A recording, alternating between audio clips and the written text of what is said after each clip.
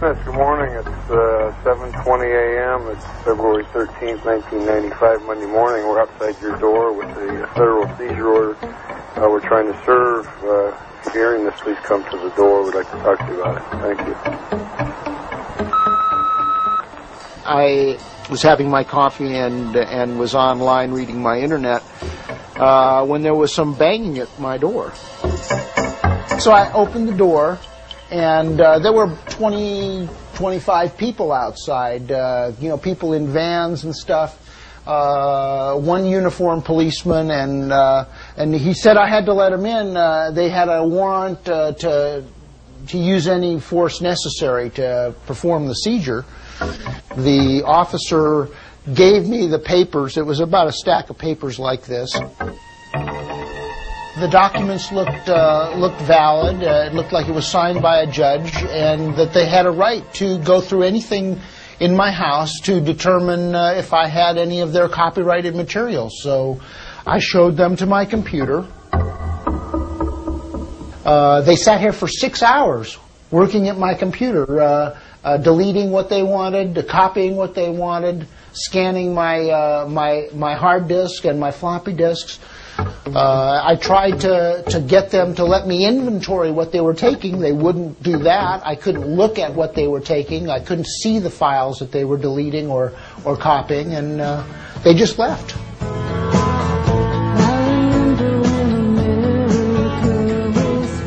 This is a story about copyright law and the balance between the rights of creators and the rights of others to access and comment on their work.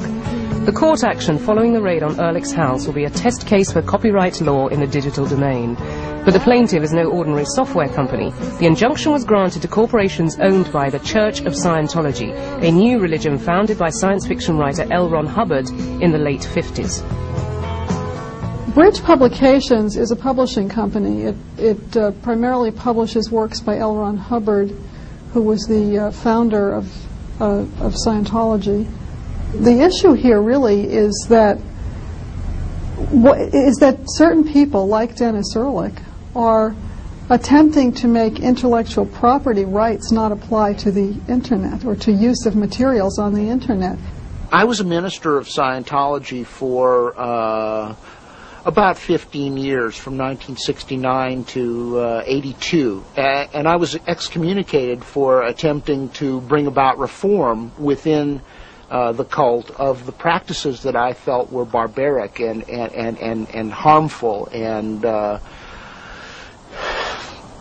so since then I have been speaking out about my experiences and letting people know about the activities that go on within the closed confines of the inner cult that is Scientology.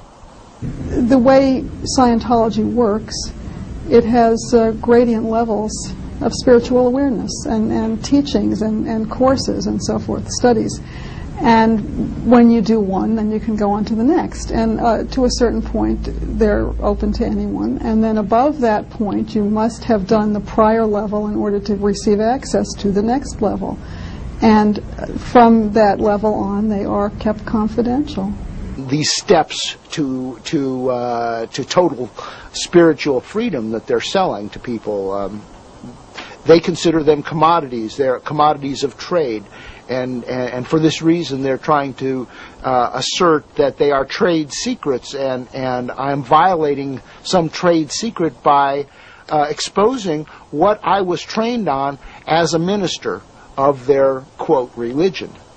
The story is that 75 million years ago, people were transported to Earth and hydrogen bombs were set off, and then they were implanted with 36 days worth of images and concepts. They sell these things as secrets, and they don't want them known because people would just laugh at them if they knew, and they wouldn't pay if they knew what they were to begin with. He has done wholesale posting of pages and pages of materials. You could even call it copyright terrorism. He's just saying, I can just slap these materials onto the Internet. You know, I put them into this digital form and I can do whatever I want with them. And it's just not true. The law doesn't permit him to do that. Scientology is big business in Los Angeles, claiming the allegiance of top stars. But for many, the idea of a religion that is prepared to use the law to keep its scriptures secret is bizarre. The internet news group alt-religion Scientology is a thorn in the cult side, an online discussion of its beliefs and practices. When Dennis Ehrlich started posting to it in autumn '94, the Scientologist response exposed one of the problems of applying copyright law to the internet. I got several letters from their law firm. They were going to come in and take my computer if I didn't stop posting their copyrighted materials to internet. And I said, well, I don't know what you're talking about. What text are you talking about that I'm quoting?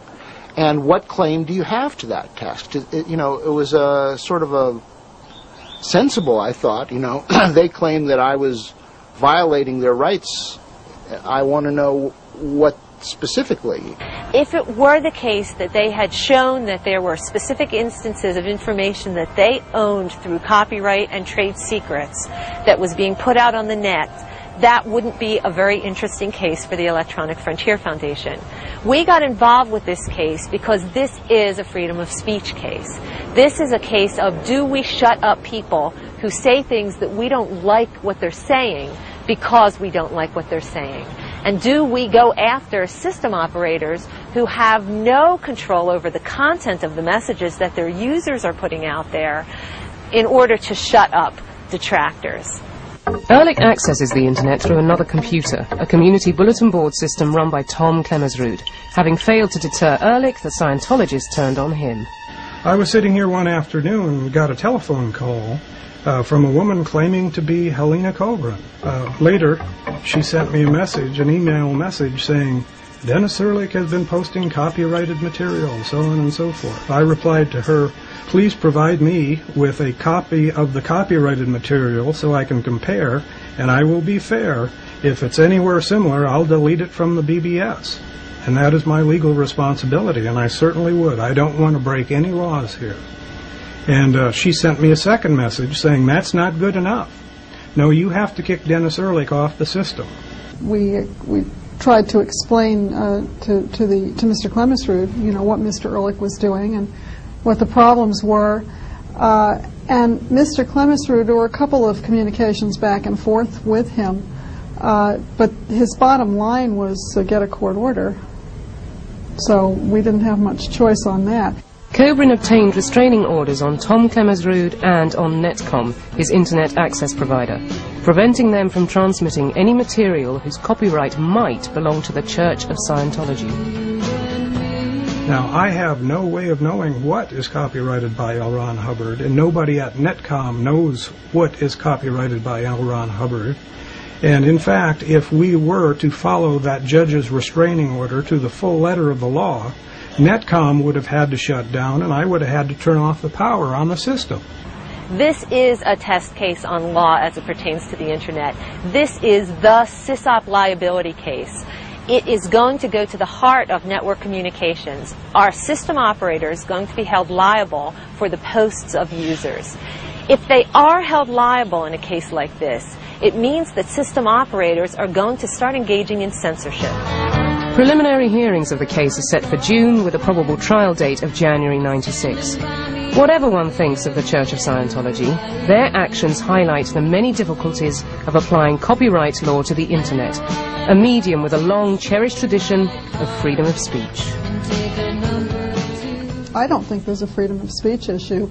Or if there's any freedom of speech issue, it's the freedom to create and to create intellectually and to have intellectual properties, because that for many people is not only their speech, but it's the way they support themselves. What it will involve, if they win, then every group that doesn't want their doctrine exposed, or every criminal agency that doesn't want their internal documents exposed, will have a right to come in and tell you what you can have on your hard disk, virtually, because that's what they've done to me.